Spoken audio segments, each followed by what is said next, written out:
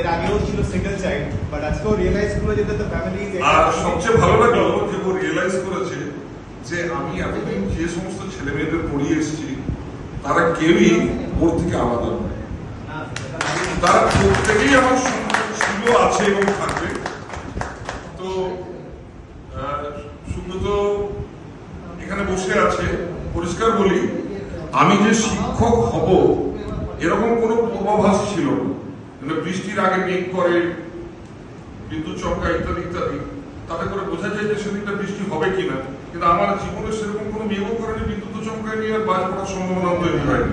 কিন্তু কিভাবে কি জানি আমি তো শিক্ষক হলাম, আর হলাম বলতে এর পেছনে যার বিরাট বড় অবদান আছে সেটা হচ্ছে ওই লোকটার সুব্রত জমিদার, যাকে আমি বাবু বলেই ডাকি, আজও ডাকি, ওইভাবেই আমাদের ডাক আছে।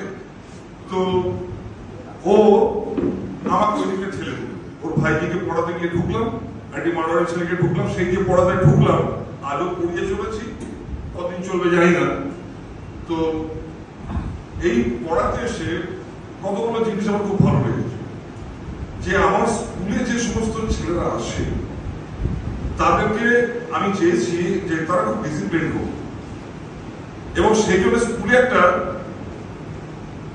বর্ম থাকে যে সেখানে আমি পড়া, সেখানে আমি মারধর করি, সেখানে আমি পড়া কাটতে। কিন্তু কদিন আগে শুনে আমার হাসিও পেল খানিকটা, যে অন্য স্কুল থেকে যারা পরীক্ষা দিতে আসে আমাদের স্কুলের 4-5 জনের ছবি নাকি তাদের মোবাইলে বলে যে এই লোকগুলো রুমে কিছু করতে যাস না, ঝামেলায় করে দিতে পারিস।